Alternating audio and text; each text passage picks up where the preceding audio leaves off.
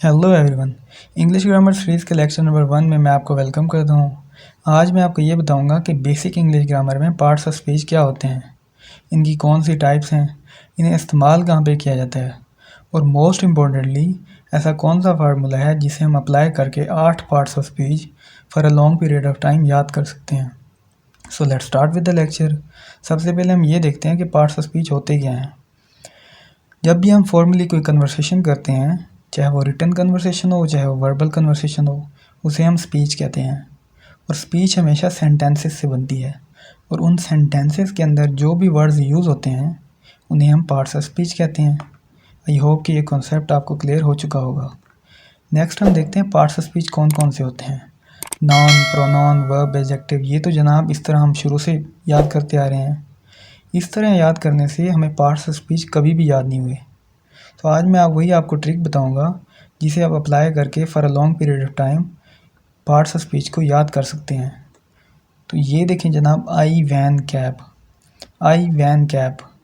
आई से मुराद interjection, we से मुराद है वर्ब, ए से मुराद एडजेक्टिव, एन का मतलब है नाउन, सी से मुराद conjunction, A as an adverb और पी का मतलब है प्रोनाउन और पी दूसरे का मतलब है प्रीपोजिशन।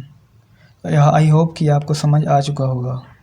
इस फार्मूले को याद कर लें और इंशाल्लाह आपको कभी पार्ट्स ऑफ स्पीच नहीं भूलेंगे। नेक्स्ट हम देखते हैं नाउन क्या चीज़ है। वैसे तो हमें पता होता है कि किसी शख्स, चीज़ या जगह के नाम को नाउन कहते हैं। अगर आप अपना कॉन्सेप्ट ज़्यादा अच्छे तरीके से क्लियर करना चाहते हैं तो आप अपने दिमाग में एक बात बिठा लें कि दुनिया के अंदर जितनी भी चीज़ें हैं या कोई भी चीज़ है दुनिया के अंदर, उसे हम नाउन कहते हैं। जनाब वो कैसे? क्योंकि हर चीज़ का कोई ना कोई एक स्पेसिफिक नाम है। फॉर एग्ज़ाम्पल, आप अपने स्टडी रूम के अंदर बैठे हैं और आपके सामने एक बुक पड़ी हुई है और वो बुक जो है उसका कोई नाम है। और आप अगर ऊपर नज़र दौड़ाते हैं, आपके ऊपर कमरे के ऊपर लाइट लगी हुई है। लाइट जो क्या है उसका कोई ना कोई नाम है। पंखा लगा हुआ है, उसका कोई ना कोई नाम है। अपनी सराउंडिंग्स में जितना भी चीज़ें आप वहाँ पे देखें उसका कोई ना कोई नाम होगा। आई होप कि नाउन वाला कंसेप्ट क्लियर हो चुका होगा आपको। सो नेक्स्ट हम देखते हैं नाउन की टाइप्स कौन कौन सी हैं। सबसे पहले देखते हैं हम कॉमन नाउन को। कॉमन नाउन क्या होता है जनाब? मतलब किसी आम शख्स, चीज़ या जगह के नाम को हम कॉमन नाउन कहते हैं। वो कैसे? लाइक जैसे बॉय है, बॉय एक कॉमन नाउन है। वो कैसे जनाब? क्योंकि बॉय तो कोई भी हो सकता है, गर्ल तो कोई भी हो सकती है, चेयर तो कोई भी हो सकती है, ठीक है, चर्च तो कोई भी हो सकता है, स्कूल जैसे हो गया, स्कूल तो कोई भी हो सकता है। ये सारे कॉमन नाउन हैं। तो प्रॉपर नाउन क्या होता है जनाब? किसी ख़ास शख्स या चीज़ के नाम को हम प्रॉपर नाउन कहते हैं। फॉर एग्ज़ाम्पल, हम ईफिल टावर की एक जो है एग्ज़ाम्पल देख लेते हैं। ईफिल टावर पेरिस में मौजूद है और हमें ये पता होना चाहिए कि ईफिल टावर के अलावा कोई ऐसा टावर है ही नहीं। तो ये एक प्रॉपर नाउन है, ये ख़ास जगह का नाम है, ठीक है। दूसरी हम मिसाल ले लेते हैं, जैसे इस्लामाबाद है। इस्लामाबाद एक ख़ास शहर का नाम है। इस्लामाबाद के अलावा कोई शहर है नहीं। तो आई होप कि ये कॉन्सेप्ट दोनों कॉमन और प्रॉपर नाउन वाले आपको समझ आ गए होंगे। तीसरा हम देखते हैं कलेक्टिव नाउन क्या होता है। ये एक ऐसा सिंगुलर नाउन होता है जिसमें आप ग्रुप ऑफ नाउन जुड़े होते हैं। वो कैसे जनाब? मतलब ये फैमिली एक सिंगुलर नाउन है लेकिन इसके अंदर ग्रुप ऑफ नाउन है। वो कैसे? देखें, फैमिली के अंदर फ़र्द होते हैं। जैसे फैमिली के अंदर वालिद साहब भी होते हैं, वालिदा भी होती हैं, आपके छोटे भाई बहन सब होते हैं। तो उनकी कोई ना कोई नाम होते हैं, वो ग्रुप ऑफ नाउन है, तो इसीलिए हम उसे फैमिली कहते हैं। दूसरी हम एग्जांपल इस कलेक्टिव नाउन की देख लेते हैं। जैसे एक टीम है, टीम में हर फ़र्द का कोई ना कोई नाम होता है।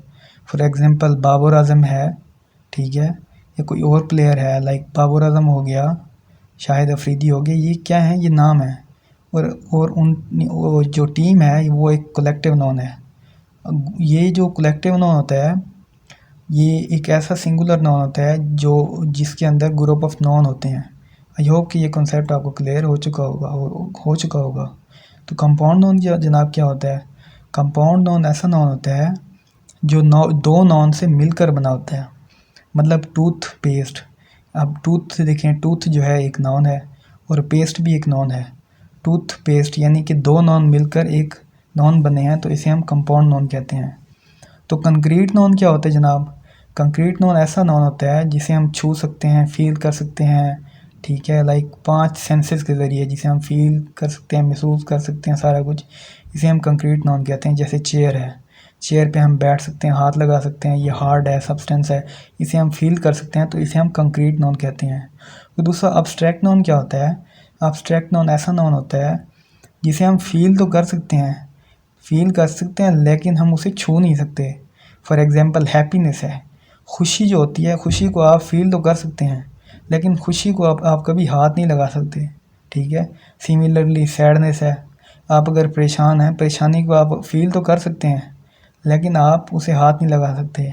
मोहब्बत है, लव है, लव को आप जो है फील तो कर सकते हैं, लेकिन लव को हाथ नहीं लगा सकते। जैसे डिप्रेशन है, डिप्रेशन आप फील कर सकते हैं, लेकिन उसे हाथ नहीं लगा सकते। आई होप कि ये कॉन्सेप्ट आपको क्लियर हो चुका होगा। अब काउंटेबल नोन क्या होते हैं जनाब? काउंटेबल नोन होते हैं जिसे हम काउंट कर सकते हैं, ऐसे नोन जिसे हम काउंट कर सकें। फ़र्क करें, बर्ड्स हैं, बर्ड्स तो हम ये काउंट भी कर सकते हैं, 1 बर्ड है, 2 बर्ड हैं, 3 बर्ड हैं, तो इन्हें हम कहते हैं काउंटेबल नोन, ठीक है जी। तो दूसरे होते हैं अनकाउंटेबल नोन। अनकाउंटेबल नोन ऐसे नोन होते हैं जिन्हें हम काउंट नहीं कर सकते। फॉर एग्जांपल शुगर है, शुगर को हम कभी भी काउंट नहीं कर सकते, 1 शुगर, 2 शुगर ऐसे तो कभी नहीं कहेंगे हम, ये तो अनकाउंटेबल नोन है। और दूसरा वाटर है, जैसे वाटर को हम कभी भी ये नहीं कहेंगे कि 1 वाटर, 2 वाटर, 3 वाटर, वाटर भी अनकाउंटेबल नोन है, ठीक है, इसे हम काउंट नहीं कर सकते।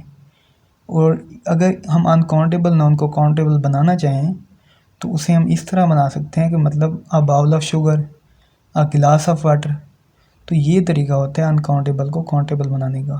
आई होप कि टाइप्स ऑफ नॉन आपको अच्छे तरीके से कवर हो चुकी होंगी। तो नेक्स्ट स्लाइड में हम देखते हैं प्रोनाउन क्या होते हैं। प्रोनाउन ऐसे वर्ड को कहते हैं जो नाउन की जगह इस्तेमाल होता है। फ़र्ज़ करें मैं कहता हूँ Azhar is going to school. Azhar एक क्या है? नाउन है। He is going to school, he क्या है जनाब? वो प्रोनाउन इस्तेमाल हुआ है यहाँ पे। अब मैं कहता हूँ कि Zara is going to school, Zara क्या है? नाउन है। She is going to school, she क्या है? उसका प्रोनाउन है, ठीक है। तो अगर आपसे लाइक ये पूछता है कोई कि why is Azhar, where is Azhar going, तो मैं ये कहूँगा कि Azhar is going to school. मतलब अज़हर क्या है? नाउन है, ही क्या है? उसका प्रोनाउन है। तो आई होप कि प्रोनाउन वाला कॉन्सेप्ट क्लियर हो चुका होगा। यहाँ पे हम देखते हैं टाइप्स ऑफ प्रोनाउन को। एक होता है फर्स्ट पर्सन प्रोनाउन, दूसरा होता है सेकंड पर्सन प्रोनाउन, और तीसरा होता है थर्ड पर्सन प्रोनाउन।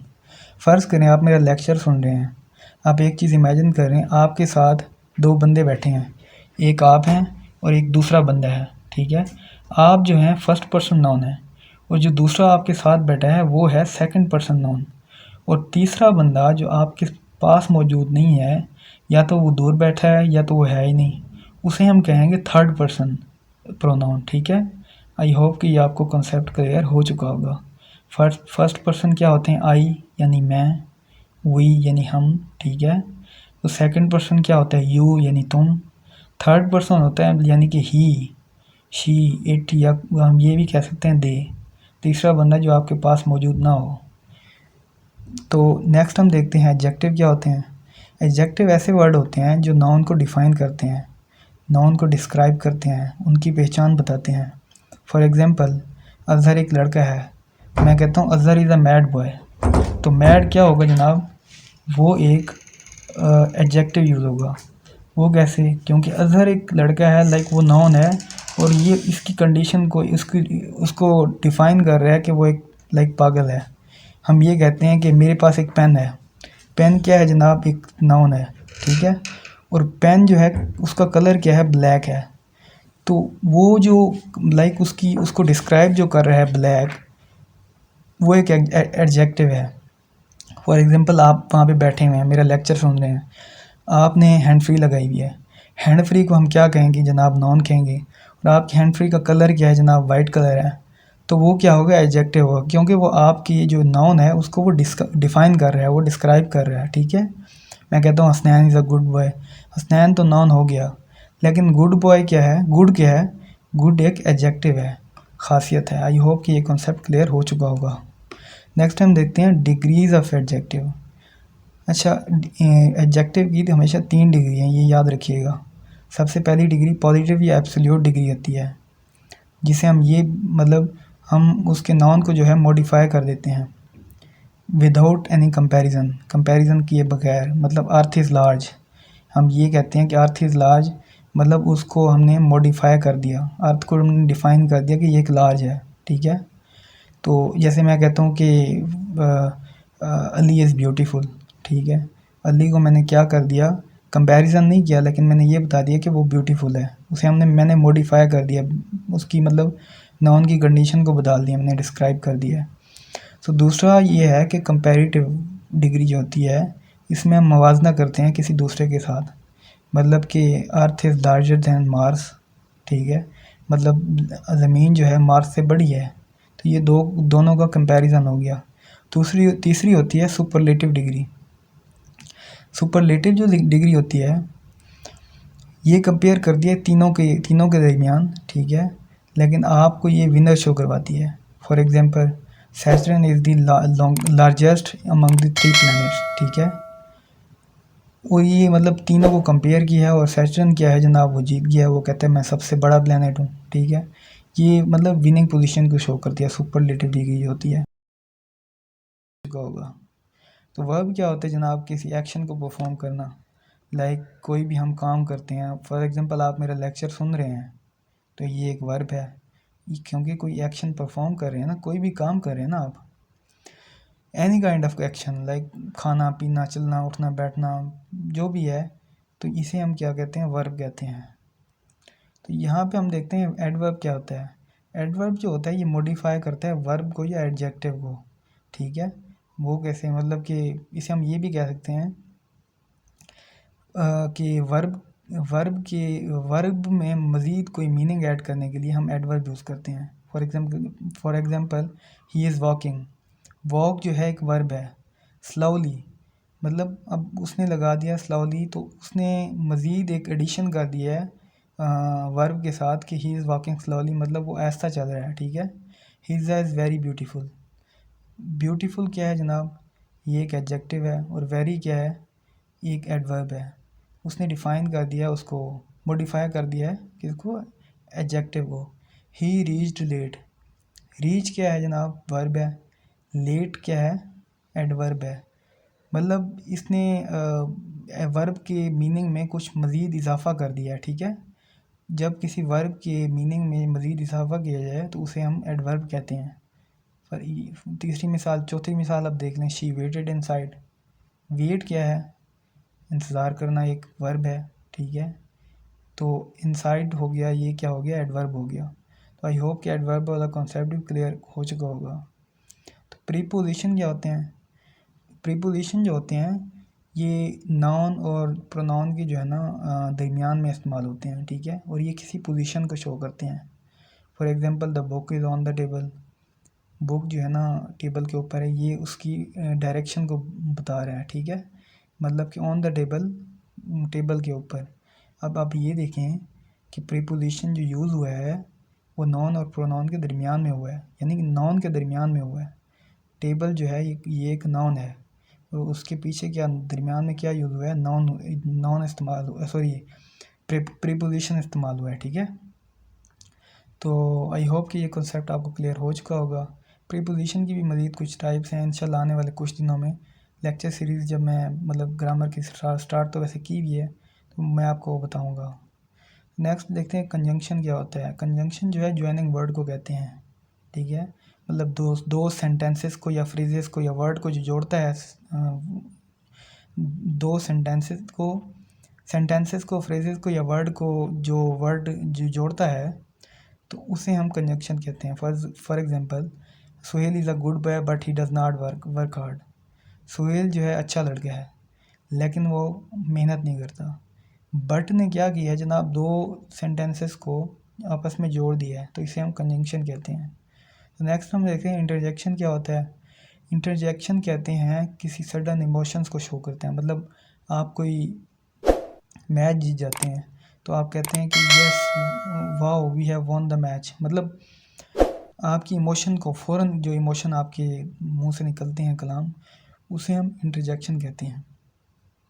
जैसे वो कहता है कि जनाब ओप्स मुझे कोई चोट लगी है तो उप्स कहूँगा, तो एक इमोशन को जो किया है, ठीक है।